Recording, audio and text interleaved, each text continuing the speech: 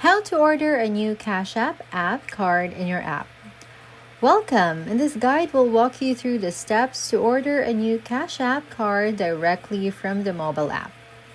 Start by opening the Cash App on your mobile device. Make sure you are logged in to your account before proceeding.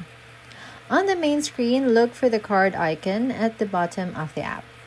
Tap it to access your Cash Card options.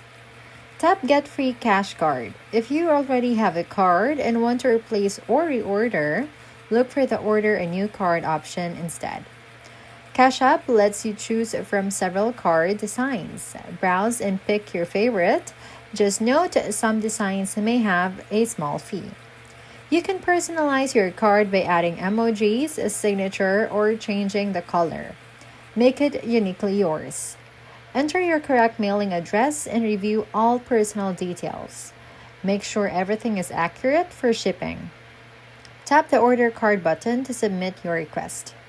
Cash App will process your order and the card should arrive within 10 business days.